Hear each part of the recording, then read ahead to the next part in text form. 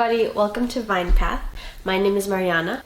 I'm the wine buyer at Baco's Wine and Cheese, located in Boston, Massachusetts. Every month with Vine Path, I pick 3 to 5 wines that surround either a topic or theme that we explore through the wines. So it's the first month of the year, 2023. Happy New Year, everybody.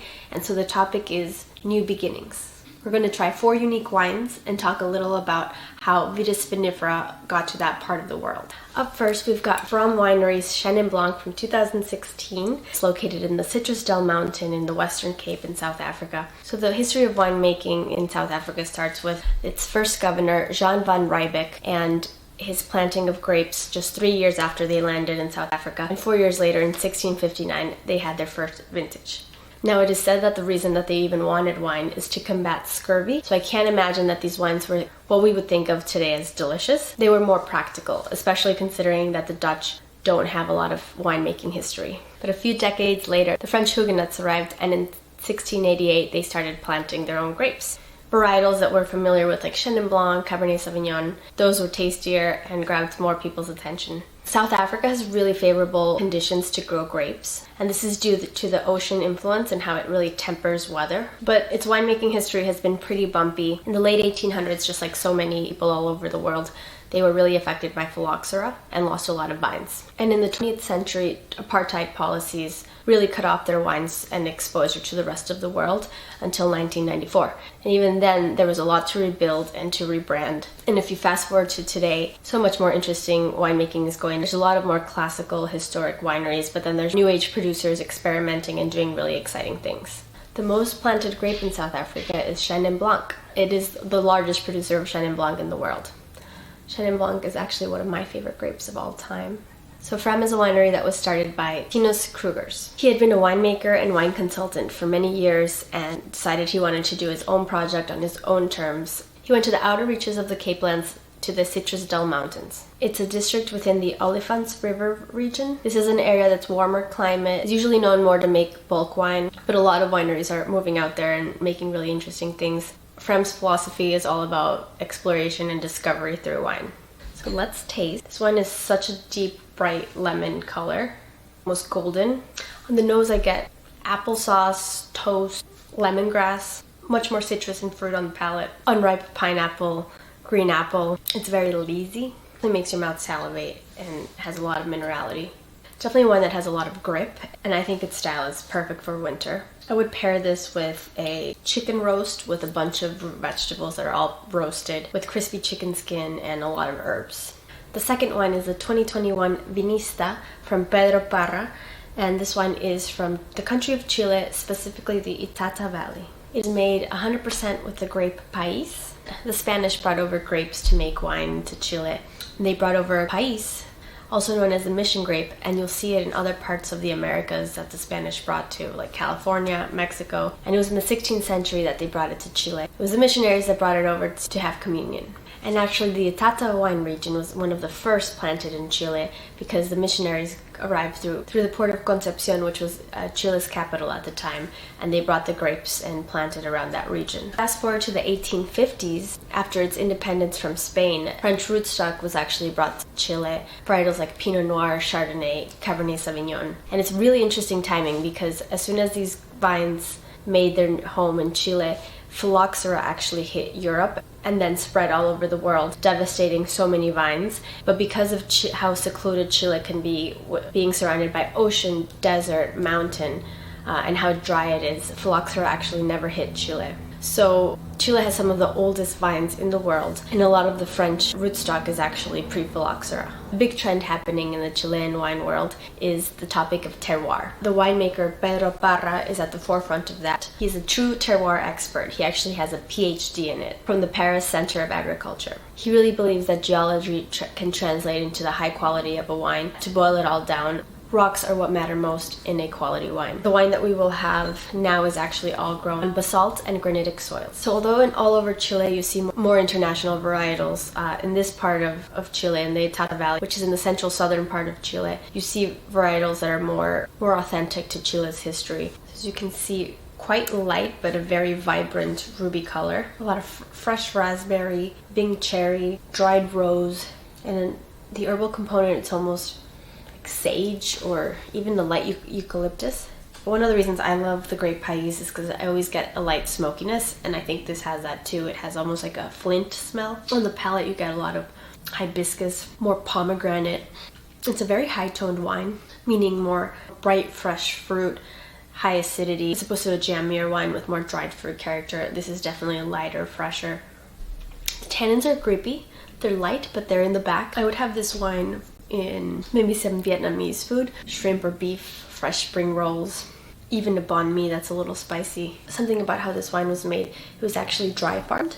Viticulture that is dry farmed refers to the fact that the vines just get whatever water naturally occurs through rain or in its atmosphere. And the theory is that the vines will fight and become stronger and go lower into the earth to find the appropriate minerals and just become a stronger plant, and in turn make way more interesting grapes. Not to mention that it's much more eco-friendly. Winemakers like Pedro Parra are definitely what keep me hooked and interested in wine. I want to see what he discovers next and to hear more about his philosophy around terroir. Up next, we've got the 2021 Cabernet Pfeffer from Stirm from San Benito County, California. Ryan Stirm is behind Stirm Wines. We've actually featured his wine before in the Wine Path. The second I heard about Cabernet Pfeffer, I couldn't wait to try it. There's only 10 acres of it grown in the whole world, and it's all in California. There were plenty of vitis vinifera that was brought over on the East Coast in the 1600s, but for California, the first official vineyard planted was in 1779 by a Spanish father, Junipero Serra. He planted the mission grape on what we now know as San Diego.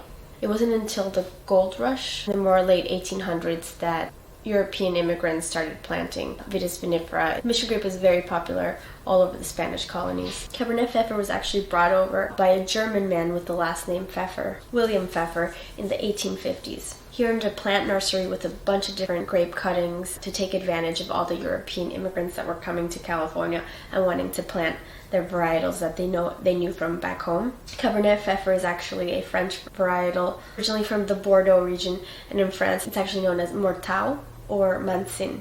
It really died out in Europe due to phylloxera and just people not caring to replant it. In California today there's 10 acres of it. At one point there was up to 50 acres, and Ryan Stirm gets his fruit from the Soleto vineyard owned by the Soleto family. Ron Soleto planted 1.5 acres of Cabernet Pfeffer in the early 90s, and his son John today is trying to plant much more. Their family is all about bringing more grape diversity to California, much like it once was. And so winemakers like Ryan Stirm got really excited with the fact that the Soleto family was growing Cabernet Pfeffer, and he's actually the largest producer in the world of Cabernet Pfeffer at a whopping 600 cases a year. So let's try this grape. It's an almost cloudy pomegranate color. The nose is full of juicy dark plums, rose petal, both pencil shaving and pencil lead, fresh earth, dried chilies. There's so much spice. The palate is super vibrant. There's like juicy blackberries. There's a peppercorn thing going on, both black and green peppercorn. Tannin is ever so light. I think this would be lovely with some pork tacos. Next we've got the 2020 Black Ops, which is a blend of Shiraz and Saperavi from McLaren, Vale, Australia, from the Hugh Hamilton winery. So Australia's winemaking history dates back to the 1780s, when Governor Arthur Phillip brought the first vines to Sydney. They didn't take super well. There were ups and downs, but it wasn't until the 1830s that James Busby, who's considered the father of wine in Australia, brought vine cuttings from France and planted Syrah, which in Australia did super well and is called Shiraz, which is such a part of Australian wine identity.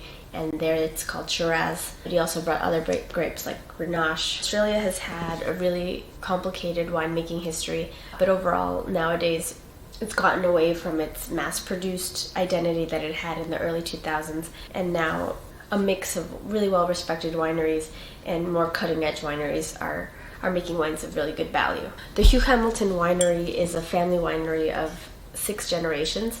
Today, actually, Hugh Hamilton's daughter, Mary Hamilton, is running the show. Her and the winemaker Nick Bork are the people behind Black Ops. The grape Saperavi is actually originally from the country of Georgia. So you might remember we tried a Saperavi a few months back. Saperavi was brought over in the 50s to Australia, but in recent years, in part due to the efforts of wineries like Hugh Hamilton, it's starting to take off in Australia, though it's still not super common. I was really intrigued to try a wine like this because Shiraz can be very deep, fruity, spicy, and sometimes I get the same in Saperavi, depending on the region and the winemaking. Saperavi they describe as a friendly varietal. Once it gets to know the area that it's grown in, it quickly adapts, being a good accent to whatever it's blended in this case Shiraz. Hugh Hamilton thought it was a really cool idea to blend a grape that is so at the heart of Australian viticulture with a grape, one of the oldest varietals in the world that Saperavi is. And at the center of the label there is a sheep, which I think is an ode to agriculture and farming and brings together both countries. So let's try. Off the bat, this is an inky deep red.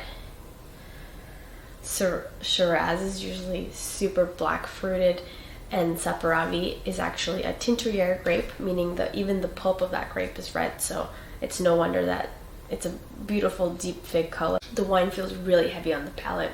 Fig jam, cherries, almond extract, finishes like chocolate covered cherries. Definitely not a light wine. This wine has a grip, has weight. It definitely does not feel low in alcohol, but not unbalanced, just very ripe. On a cheeseburger with this, with some caramelized onions. Yeah, this will definitely stand up to that. Thank you everybody. I hope you all learned a little bit about how wine got to 4 different countries and had their new beginnings. I wish you all a great new beginning to 2023. I'm very excited to keep exploring the world of wine, new topics, new producers, new grapes. If you have any comments, suggestions, or feedback, I would love to hear from you, either through my email or in the comment section. Cheers, and until next time.